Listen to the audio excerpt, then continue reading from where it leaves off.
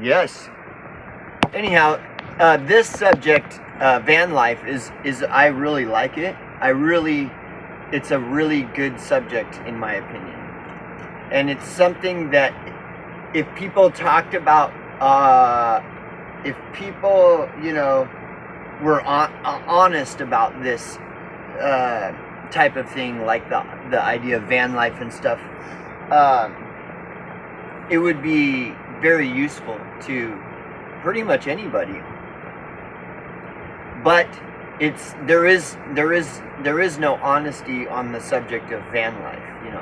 And if you do find it, it's rare. And I would suggest, not that you're asking for my advice or anything, but if you do find accurate representation of van life, first of all, it's rare. You're probably lucky to come across it, and if you do come across it, I would suggest that you file that shit away, because there's got to be a reason that there's this this massive misrepresentation of the subject of van life. Why is there this seemingly intentional misleading kind of information about van life? I mean, it should just be honest. It should just be talk about it for real. And like I said, it's because this goes into a whole I'm 1.5 minutes in. Just talking about this goes into a whole rabbit, a whole other, a completely unexplored rabbit hole that nobody is exploring the rabbit hole, and it's all fake. All these van life videos, they're all fake. They're not talking about anything real. Like when I'm just talking about hobos, how there are no hobos today.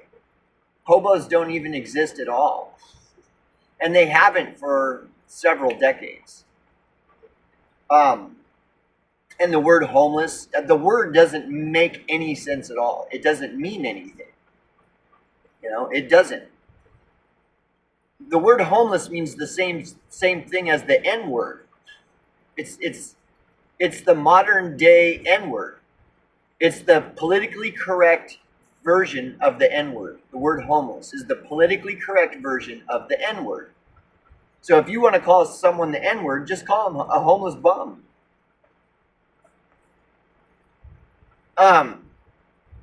And the N-word is nonsensical because the N-word implies that it's to a specific race. But really, if you understand the meaning of the N-word, you know that applies to all races. That's not a exclusive to any one race at all. It's totally relative to all races. The N-word. But whatever. Who cares, right? But anyways, so van life. Van life. This will be part 2 of the van life video.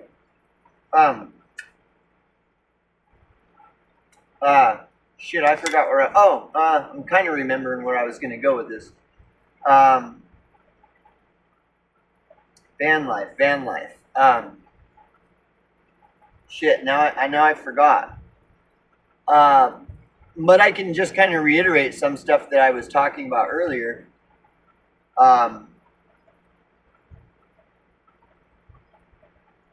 But van life is basically poverty.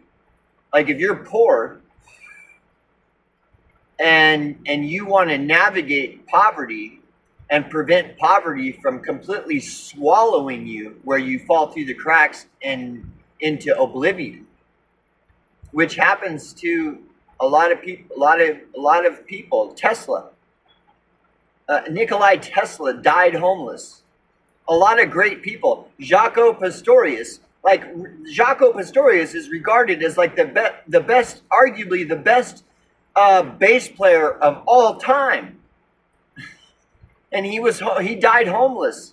He was regarded in the world of music as the greatest bass player of all time, and he ended up homeless. Nikolai Tesla, homeless. And that's now I remember. Now I remember why I wanted to continue on in the subject of van life, because people should be taught about this stuff.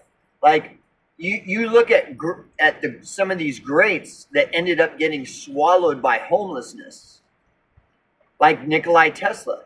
Nikola Tesla is regarded as one of the most famous like scientists and inventors of all time. And he was homeless at the end of his life. You know, the last decade or something or more of his life, he was a fucking homeless fucking bum. And, you know, so people, they should be teaching this stuff in school. Prepare for a life of homelessness. Prepare to have what happened to Nikola Tesla to happen to you. And a lot of reasons that this should be talked about, and the subject of prepping for homelessness, is because if it can happen to Nikola Tesla, it can happen to you. You know what I'm saying? And we're lucky that we have these few examples that we do, like Nikola Tesla, because there's a lot of people that are, you know, that could be like a person with the intellect and ingenuity of someone like Nikola Tesla, who's homeless right now and has been for like 5 or 10 years. But nobody even knows that he's a genius like Nikola Tesla was, because he's homeless. So prepare for a life of homelessness.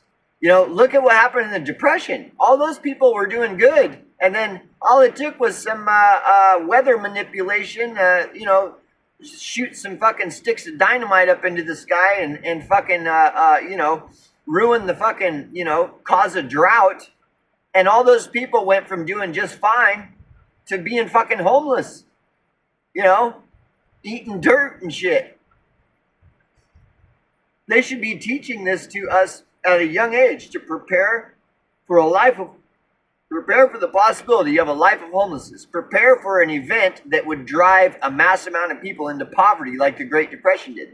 They should be teaching all this, but they don't. Even preppers, like prepper channels, should be prepping people on this. Like, prepare for a life of, like, the masters of our societies can pull the plug on crash the economy tomorrow, and it wouldn't affect them at all, but it would affect you and me. We would be homeless overnight. All they have to do is crash the economy. And arguably, the economy should be crashed. If we addressed the trillions of dollars that we're supposedly in debt, if we started actually addressing that instead of kicking the can, it would drive the majority into fucking homelessness overnight. So we should be being prepared at an early age to prepare for a life of fucking homelessness. To prepare that what happened to Nikola Tesla will happen to you. You know, what is that called? You know, expect the worst and hope for the best. Murphy's Law. Murphy's Law, dude. Prepare for a life of homelessness. Murphy's fucking Law. But see, they hide all of this. They hide homelessness. They hide all these things.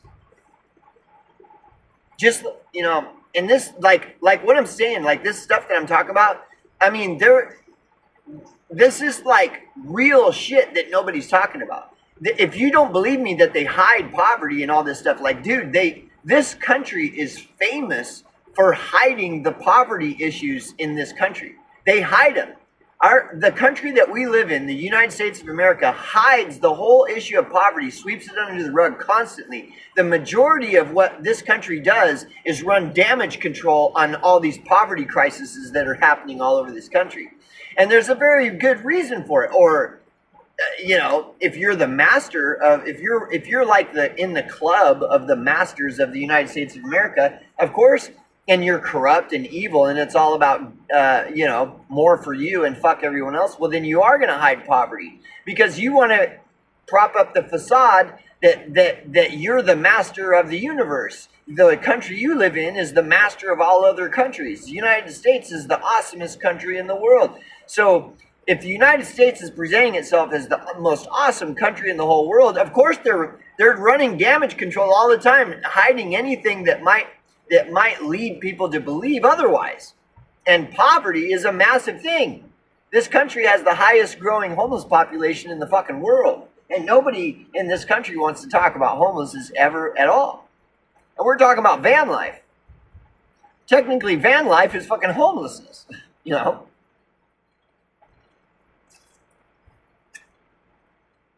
Or displacement. You know, let's replace the word homeless with displacement. That's what displacement means. Homeless, displaced, homeless, displaced. Like the hurricane victims are displaced. Oh my gosh, all these displaced people from the hurricane, all 2,000 of them. Yeah, there's over 1 million displaced people in this country that this country runs damage control all day, every day on, including its own citizens. It's brainwashing all of you to believe that homelessness isn't even a thing. It's not even it's a total nothing burger. Because why? Because all those people, they're just lazy, mentally ill drug addicts. They're just worthless people, so don't even pay attention. Just continue on. See? Don't prepare for a life of homelessness. Don't look at what happened with the Great Depression. Don't look at what happened to Nikola Tesla, you know, that he became homeless. You know, if it's true, well, it's probably because Nikola Tesla just descended into alcoholism and stuff, and he brought his displacement upon himself. So, you know, that won't happen to you. You know, none of this. Just don't worry. Don't look at it, dude. They've been look at the death and dying movement that took place in like the 60s. The reason that there's all the, and you may not even know about the death and dying movement. That's where there's this big movement because everybody, U.S. society is trying to hide death, like sweep death under the rug so nobody's talking about death and dying and that we all die. They don't want us thinking about that because then we might approach life differently. We might like start questioning, well, if I'm going to die, why am I consenting to all these ridiculous things that U.S. society normalizes? You know, why? You know, so they don't want you thinking about that you're going to die. So they're fucking constantly hiding death. And the death and dying movement came along and was exposing it. It was a conspiracy. The conspiracy was that you are all being indoctrinated to not realize your death, to not realize that you are dying. You are going to die. That was a real conspiracy. They're trying to, you know, but anyways, prepare for a life of homelessness. So, like when I moved into my van back in 2016, 2017, I prepared the whole foundation of my preparing to live in a van was based in homelessness. Like, okay, when my fucking vehicle breaks down and I don't have a vehicle anymore and I'm homeless.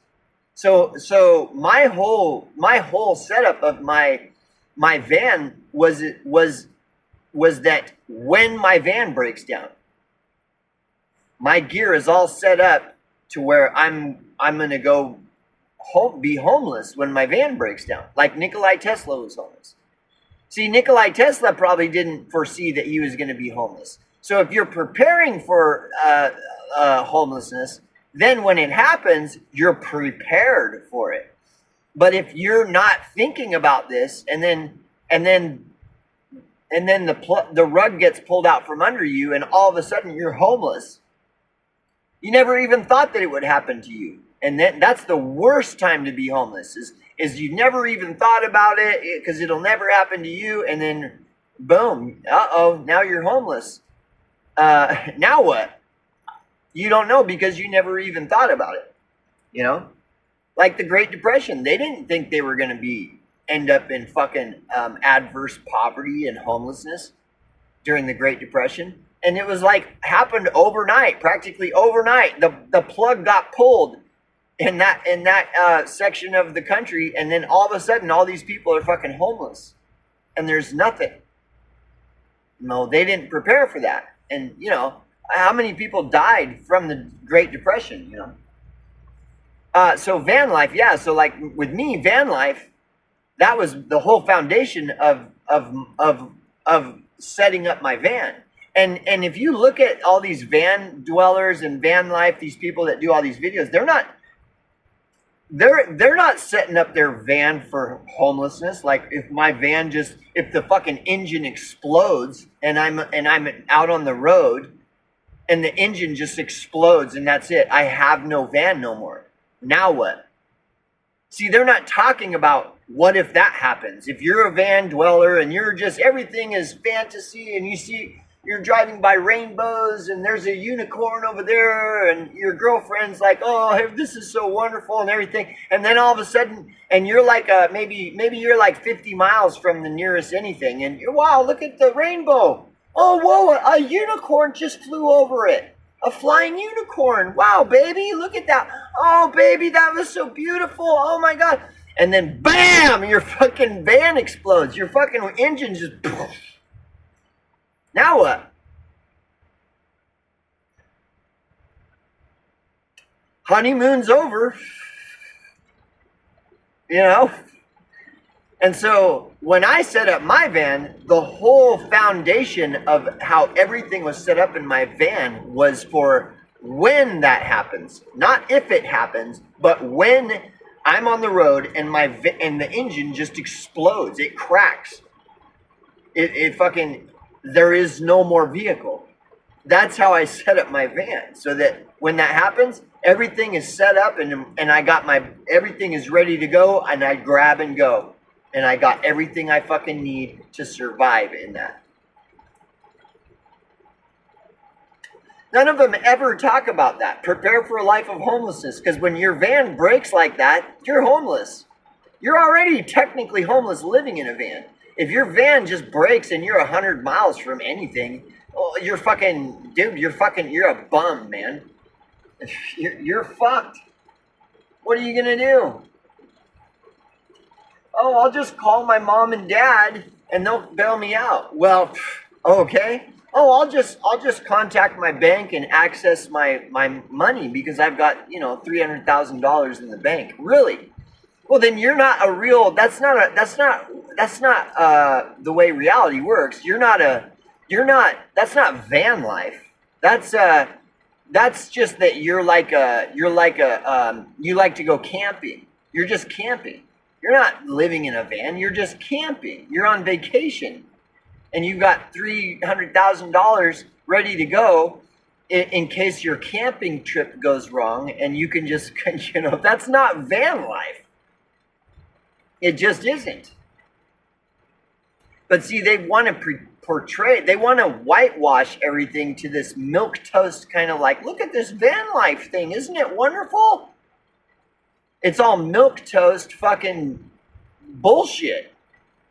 In real life, in like true van life is not like that. That you have $300,000 in the bank and you've got a fucking, $50,000 van and with all the luxuries and just, you can just turn on the faucet and there's water running and all this shit. Like none of that.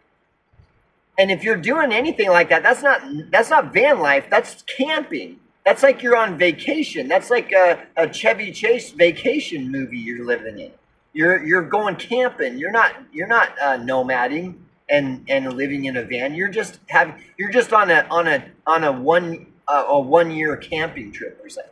Because you can afford to do it. You have the money to just, I'm just going to go camping for 3 or 4 years and do a YouTube channel and call it nomading. I'm a nomad. Those are fake nomads, phobos. They're fucking fake people. And they're claiming themselves to be nomads and look at the van life. They're not showing you that when the camera's off, those people that are fake nomads that are saying, look at this van life. When the camera is off, they're fucking calling their bank and having, can you wire me like, a few $1,000s? I need about $3,000 wired from my bank to Western Union here at the Pilot gas station. They're not showing you that when they're showing you nomading. Look at this nomad van life.